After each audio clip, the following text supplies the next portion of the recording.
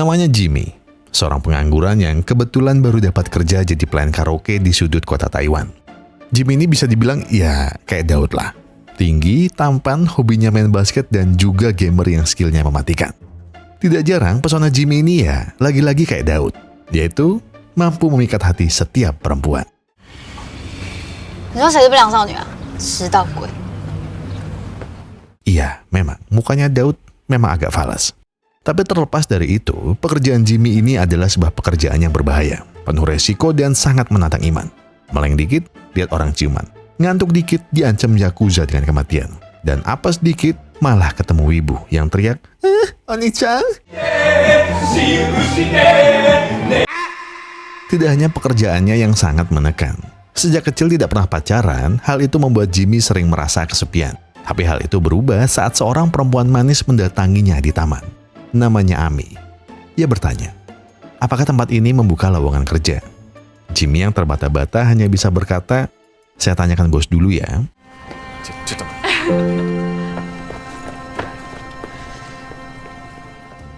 Tidak butuh waktu yang lama, bosnya pun sepakat menerima Ami bekerja.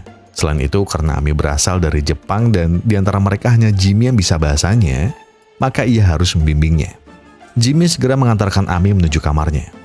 Di sana, Jimmy yang masih polos dan tidak pernah menyentuh wanita hanya bisa diam 1000 bahasa. Tiba-tiba Ami bertanya, apa anime kesukaannya?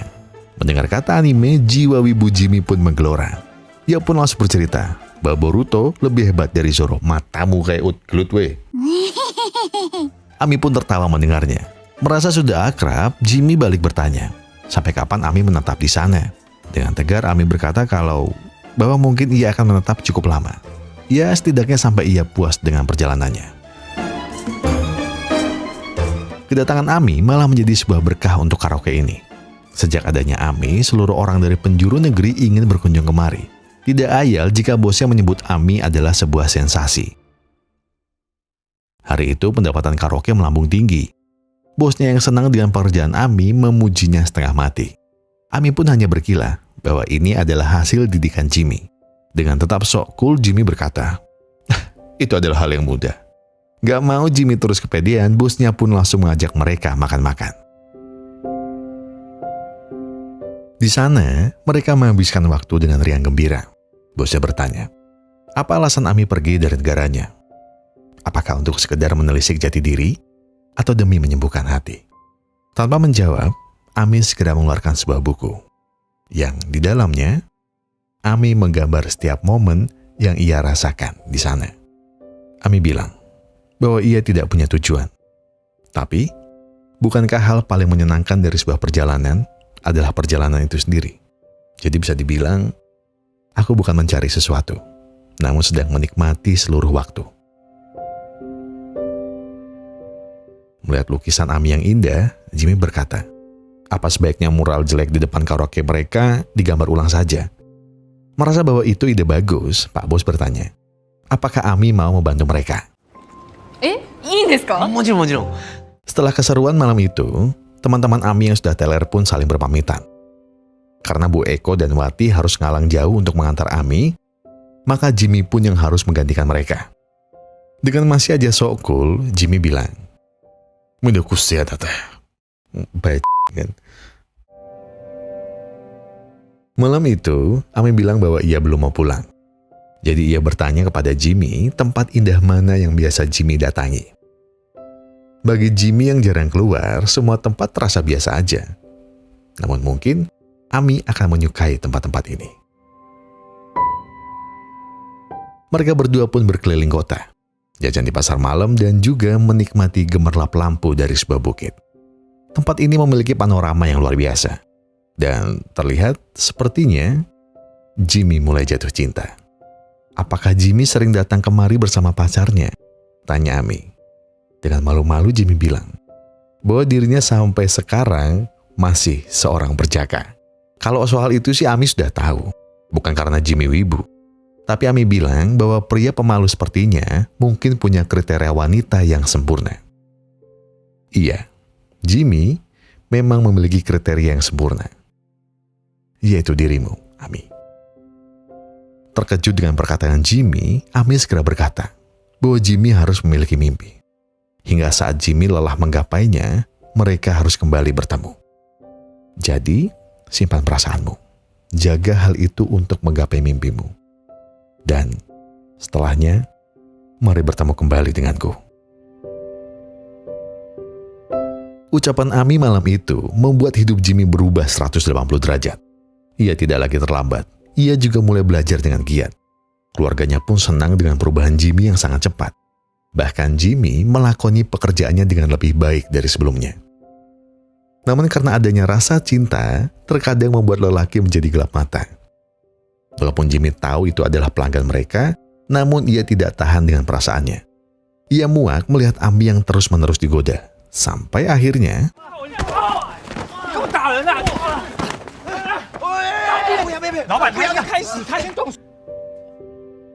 tahu bahwa Jimmy membuat onar, Pak Bos pun memarahinya. Ia bilang kalau jadi cowok itu jangan kebanyakan baca manga. Namun Ami hanya berkata, terima kasih kepada Jimmy. Setelahnya, Wati bertanya kepada Ami, apakah Ami memiliki tipe pria idaman? Dan dak-dikduk, Jimmy mendengarkan secara seksama. Ami bilang ia suka pria yang tinggi, tampan, wangi, maskulin, keren, bersih, idaman. Ya, kayak Daud. ジミーとは真逆だね。そうですね。 Di bagian tingginya enggak sih kayaknya. Jimmy yang terlihat cemburu dengan jawaban Ami itu pun segera membalas, jika ia juga punya tipe wanita idamannya. Yaitu tinggi putih, seksi, bemper depan dan belakangnya pun berisi. Ami yang tergelitik dengan jawaban Jimmy hanya bisa mengiyakan dan bilang, semoga sukses menemukan wanita idamanmu itu. Malamnya saat mau pulang, Jimmy yang kelupaan bawa kunci memutuskan untuk kembali. Namun saat melewati kamar Ami, ia mendengar kegaduhan dari dalam. Entah dengan siapa Ami berdebat. Yang pasti, perdebatan itu terdengar seperti sepasang kekasih yang saling mengadu gengsi. Jimmy yang terlihat patah hati pun mengajak rekannya yang bernama Uus untuk mampir ke rumahnya. Di sana mereka memainkan Tekken 3. Namun bukan itu intinya.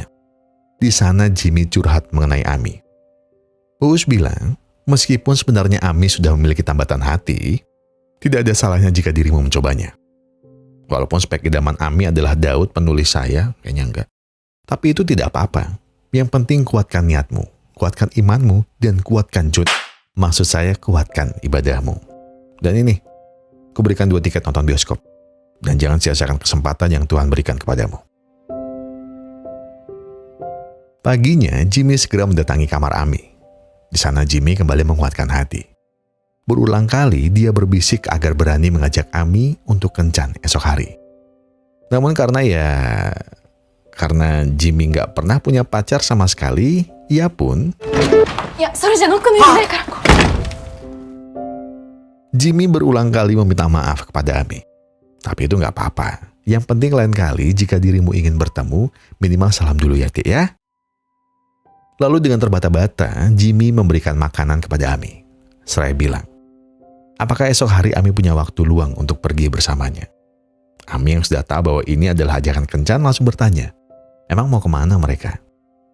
Jimmy segera menyodorkan 2 buah tiket nonton yang didapatnya. Dan sebuah film berjudul Love Letter pun akan melengkapi kencan mereka esok hari. Dan iya, seperti umumnya remaja yang sedang dimabuk asmara, Jimmy pun mulai mempertampan dirinya. Belajar bahasa Jepang lebih mendalam, mencari baju mana yang bagus untuknya, dan tidak lupa membaca tutorial kencan untuk pemula. Olah Jim podo koyok Daud Pak kok. Tapi sayang, hari itu Jimmy bangun kesiangan.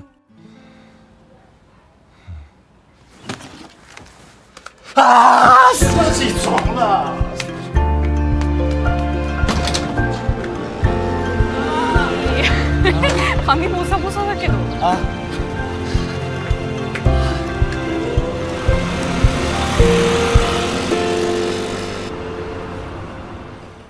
Mereka berdua pun sampai di bioskop. Di sana Ami melihat sebuah poster tentang festival lampion yang ada di Taiwan. Jimmy bertanya apakah Ami ingin datang ke sana. Namun tempat itu cukup jauh dari kota. Jika Ami mau, Jimmy akan menemaninya saat dapat libur yang sama. Perkataan Jimmy itu dianggap janji oleh Ami. Dan ia pun bilang agar Jimmy jangan pernah lupa dengan ajakannya. Mereka pun masuk ke dalam dan film pun dimulai. Berbagai adegan romantis dan mengiris hati pun terputar. Tanpa sadar, Jimmy meneteskan air matanya. Terhanyut dengan lantunan film yang begitu menyayat jiwanya. Dan tanpa sadar juga, Ami ikut menangis di sampingnya. Setelah itu Jimmy dan Ami pun pulang. Ami bercerita bahwa pemandangan di film tadi seperti kota kelahirannya, penuh dengan salju dan penuh dengan rindu. Ami tahu bahwa perjalanan ini adalah pilihannya. Dan Ami tahu bahwa rindu adalah konsekuensinya. Tapi tidak apa-apa. Terima kasih Jimmy. Kau telah membuat hariku menjadi bahagia. 谢谢。じゃあ、そろそろ寝よう。晚安、ジミー。はい。また明日。Namun sepertinya hari itu adalah hari kencan pertama dan terakhir untuk Jimmy. Karena besoknya Ami bilang bahwa ia akan kembali ke tanah kelahirannya, Jepang. Jimmy yang masih syok itu bertanya, apa alasan Ami untuk kembali? Apakah memang sudah waktunya atau karena urusan cinta? Ami menjawab bahwa ia akan bertunangan tahun ini. Jadi, ini adalah keputusan yang terbaik yang Ami bisa lakukan sekarang. Dengan emosi, Jimmy pergi dari tempat itu. そうか。おめでとう。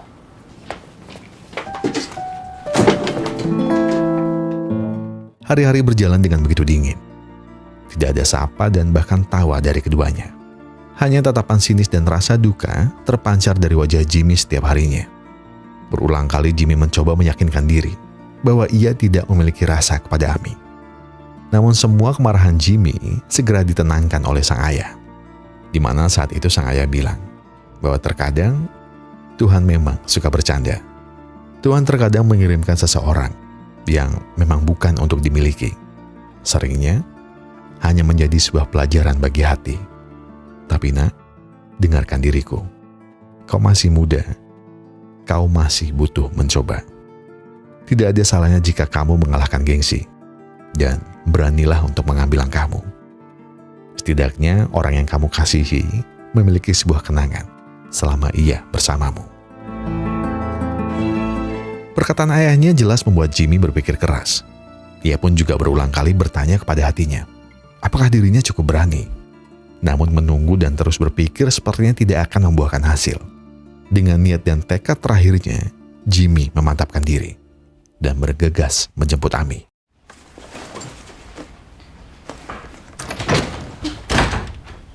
Hai.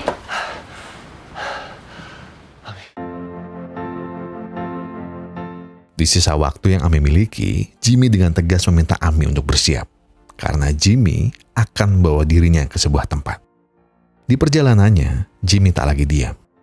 Ia pun berusaha mencari topik pembicaraan. Jimmy menawarkan Ami mendengarkan sebuah lagu. Lagu yang pastinya Ami sukai. Terhening dalam lantunannya, Jimmy tiba-tiba bilang bahwa ia tidak ingin Ami pergi dari hidupnya. Mungkin Ami tidak mendengar. Namun itulah yang Jimmy inginkan. Mereka pun sampai di tujuan, sebuah stasiun yang sangat ramai dengan kerumunan. Di sana mereka berdua terhimpit oleh ratusan orang. Takut Ami terpisah darinya, Jimmy dengan berani segera menggandeng tangannya. Ternyata Jimmy menepati janjinya dengan membawa Ami ke sebuah festival lampion. Mereka masing-masing menuliskan mimpi mereka di sana. Di mana Jimmy menulis bahwa ia berharap bisa segera menemukan mimpi dan mewujudkannya. Sedangkan Ami, ia menuliskan bahwa ia berharap semoga perjalanannya tidak akan pernah berakhir. Dengan menatap dalam ke mata Jimmy, Ami memintanya untuk berjanji. Berjanjilah bahwa ketika mimpimu sudah tergapai, mari bertemu kembali. Jika kau sudah sampai tujuan hidupmu, mari bertemu kembali. Jangan pernah berani melupakan janji ini, Jimmy. Dengan sebuah pelukan hangat, Ami berkata, terima kasih kepada Jimmy. Hari itu, Ami berpamitan dengan semua teman-temannya. Di sana satu persatu menyampaikan kesan mereka kepada Ami. Dan juga berterima kasih atas seluruh kenangan yang telah mereka ukir bersama. Jimmy pun diminta bosnya untuk memberikan sebuah kenang-kenangan kepada Ami. Sebuah buku yang di dalamnya terdapat seluruh pesan dari teman-temannya. Ami pun bahagia setelah mendapatkannya. Dan air mata pun tidak bisa lagi ia tahan. Namun momen haru itu tidak bertahan lama. Kereta yang akan mengantar Ami pergi sudah menanti. Mereka hanya bisa melambaikan tangan kepadanya, seraya berdoa untuk Ami agar selamat hingga sampai di rumahnya. Bye-bye. Bye-bye.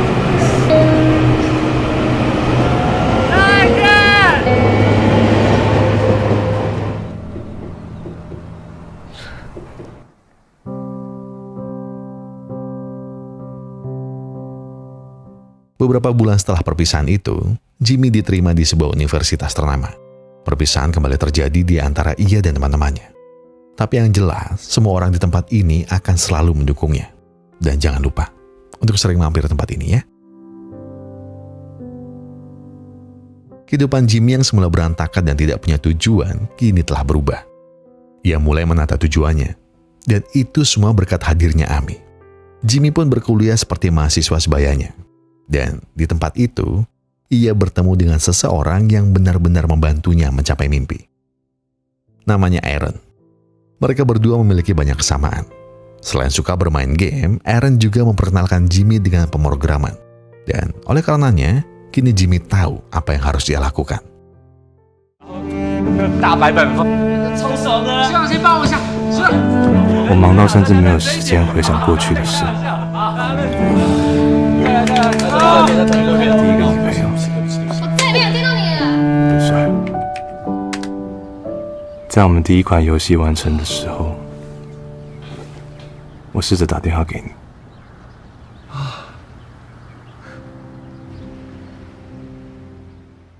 Setelah sukses membuat game pertamanya, Jimmy segera menghubungi Ami. Tampak raut wajah Jimmy yang begitu antusias untuk bercerita. Namun, sebuah jawaban menyayat hati harus Jimmy dengar dari mulut Ami. Dia berkata bahwa minggu depan dirinya akan segera menikah dengan pria pilihannya. Jadi Ami memohon kepada Jimmy untuk berhenti menghubunginya lagi. Dan hati Jimmy kali ini benar-benar hancur. Ia sudah tak percaya lagi dengan harapan. Dan bahkan dengan sebuah janji. 18 tahun pun berlalu. Kesedihan itu jelas membuat Jimmy mati rasa. Semua kemarahan dan kebencian akhirnya membuat Jimmy berhasil menjadi sultan kaya raya. Ia berhasil menjadi seorang CEO muda dengan membangun perusahaan game terbesar di sana. Namanya pun mulai melalang buana di mana-mana. Tapi, kesuksesannya masih saja terasa hampa. Bahkan ketika sang investor bertanya mau dibawa kemana perusahaan ini, Jimmy hanya menjawab bahwa ia sudah tak lagi ingin melakukan apa-apa. Aaron yang bingung dengan sikap Jimmy lalu bertanya, apa yang sedang mengusik pikiran temannya itu? Jimmy bilang ia bingung. Ia bingung kenapa dirinya tidak bahagia. Padahal kini ia telah memiliki semuanya. Ia bisa membahagiakan keluarganya, teman-temannya, dan bahkan memberikan ladang rezeki untuk sesama. Tapi ia tetap hampa. Seluruh hal yang Jimmy sudah lakukan seperti sia-sia. Hari itu, Jimmy memutuskan untuk pulang ke kota asalnya. Tempat di mana ia dulu dibesarkan. Tempat di mana ia tumbuh dan belajar banyak hal. Dan juga tempat di mana dulu ia merasakan cinta pertamanya. Di rumah, sang ayah memberikan nasihat bahwa pepatah tua Cina pernah berkata, berhenti sejenak untuk mempersiapkan perjalanan panjangmu. Yang memiliki arti, setiap perjalanan itu perlu yang namanya berhenti. Bukan untuk mengakhiri, namun untuk menelisik diri sendiri. Dalam sebuah perjalanan, kita pasti harus mempersiapkan semuanya. Dan terkadang, di tengahnya kita harus kembali meninjau. Seberapa jauh langkah kita, seberapa letih badan kita, dan seberapa banyak hal yang sudah dikorbankan demi tujuan kita. Setelah semua itu selesai, silakan lanjutkan langkahmu. Karena yang paling menyenangkan dari sebuah perjalanan bukanlah ujungnya, tapi perjalanan itu sendiri. Kalimat ayahnya seketika menyadarkan Jimmy. Ia pun mulai membuka kembali kotak kenangannya. Sebuah kotak yang ia simpan, yang berisi seluruh memorinya bersama Ami. Di sana ia menemukan foto bersama teman-temannya. Tidak hanya itu, di saat terakhirnya, Ami masih sempat memberikan secarik surat kepada Jimmy. Surat itu berisi seperti janji mereka berdua, bahwa suatu hari nanti, ketika Jimmy telah menggapai mimpi, Ami ingin bertemu lagi.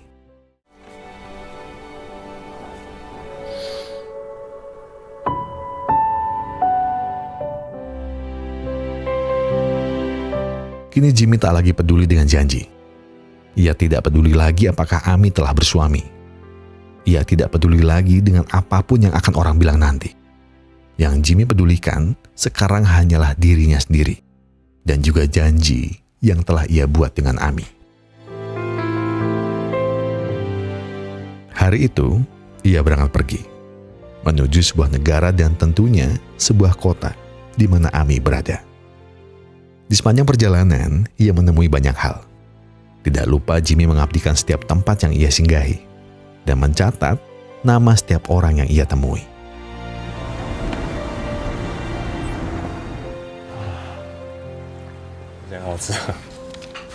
今天晚上外面真的特别冷，我南新高中就在隔壁，在旁边。松本你逛过了吗？住很久了吗15年了啊，有一次。すみません。言えません。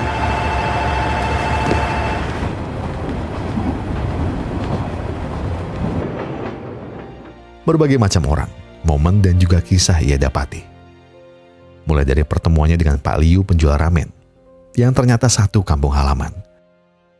Lalu anak muda bernama Koji, yang kabur dari rumahnya untuk mencari kebebasan.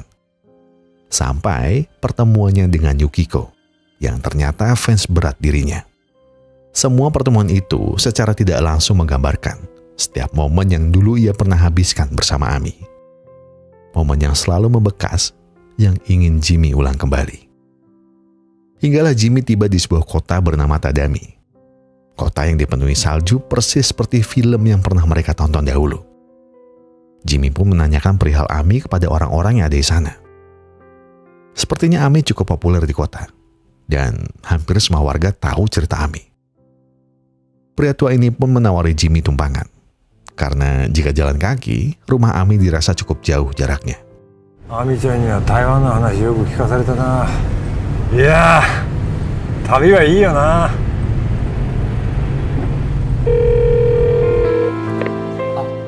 Mereka pun telah sampai di sana. Pria tua itu segera memanggil ibu Ami dan memperkenalkan Jimmy kepadanya. Setelah tahu bahwa Jimmy adalah pria yang selama ini anaknya ceritakan, sang ibu segera mempersilahkan Jimmy masuk dalam rumahnya. Dengan sebuah suguhan sederhana, ibunya berkata bahwa dari dulu Ami sering menceritakan tentang pengalamannya di Taiwan dan banyak bertemu orang yang berharga. Mereka semua adalah orang yang baik. Terlebih lagi, seorang pria bernama Jimmy yang pernah membuat janji dengan Ami. Dengan hati yang sudah rindu, Jimmy bertanya, apakah ia diizinkan bertemu dengan Ami. お顔見せてあげて。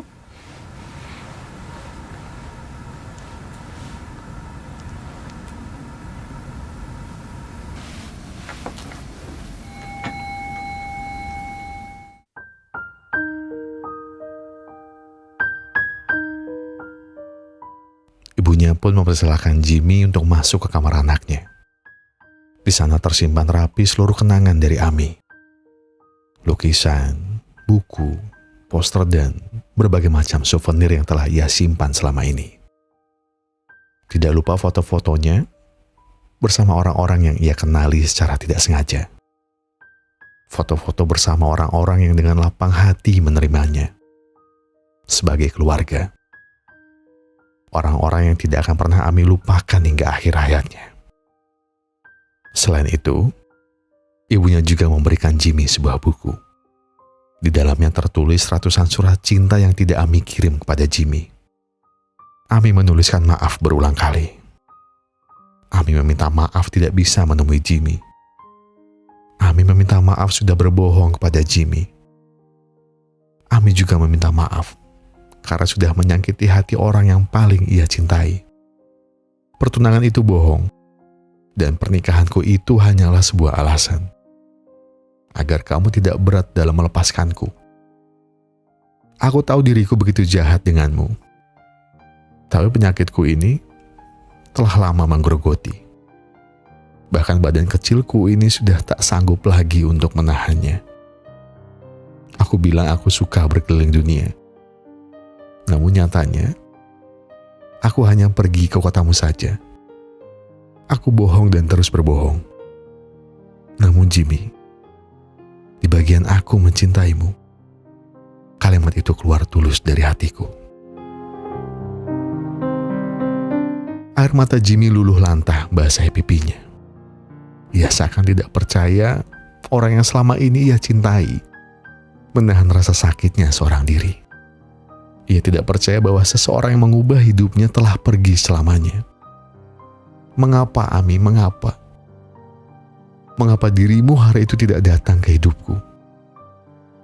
Mengapa dirimu susah payah mengubahku? Mengapa dirimu memberiku sebuah harapan? Dan mengapa kau malah pergi meninggalkanku sendirian sekarang? Aku telah mencapai semuanya. Aku telah mewujudkan mimpiku. Dan bukankah itu seperti permintaanmu? Kita berjanji akan saling bertemu. Kita berjanjikan, Ami. Kita sudah berjanji dan kenapa kau mengingkari? Di halaman terakhir buku itu, Ami menuliskan, jika suatu hari Jimmy datang dan Ami sudah tiada, maka Jimmy harus tetap melanjutkan hidupnya. Jimmy harus tetap menjadi pria hebat.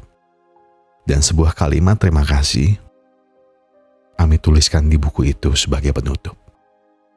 Terima kasih untuk semua kenangan yang sudah Jimmy ukir di hidupnya. Dan sekarang, silakan lanjutkan hidupmu, pria kesayanganku.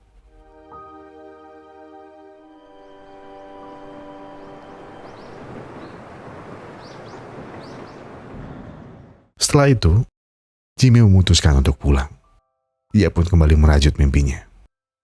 Dengan membeli sebuah gedung tua, Jimmy berniat melebarkan sayap perusahaannya. Di dalam kereta, Jimmy menuliskan surat cinta pertamanya. Sebuah hal yang selama ini Jimmy takuti. Di sana ia menuliskan bagaimana rasanya jika dirinya dan Ami menua bersama. Mungkin menarik, tapi sepertinya suatu hari nanti pertemuan kedua mereka akan terasa lebih indah. Di antara sungai-sungai yang dialiri susu, di samping orang-orang yang telah kembali muda. Dan setelahnya, kita akan bercanda bersama Tuhan di sana.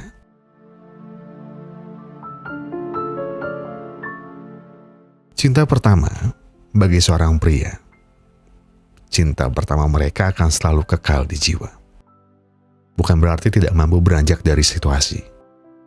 Namun memang, setiap hal yang pertama kali kita rasakan pasti akan memiliki tempat spesial di dasar hati. Selain itu, bagi saya, kehilangan memang menjadi momen terpahit yang pernah saya rasakan. Memang rasanya berat. Gak mudah sama sekali dan seakan saya berpikir semua cobaan tiada hentinya. Hingga hari itu tiba. Tapi teman saya pernah bilang ke saya begini, bahwa mungkin Tuhan lebih merindukannya. Mungkin cinta Tuhan lebih besar dari cinta kita. Jadi kepergian seseorang terkadang bisa kita maknai sebagai cara Tuhan untuk mengungkapkan rindu kepada hambanya, dan juga sebagai pengingat kita untuk selalu memanfaatkan dan menikmati waktu yang ada.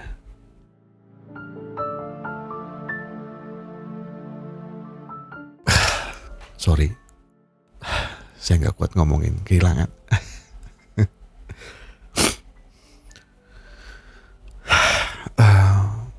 Tapi saya Gogun dan segenap tim Pusreng Epic Glory,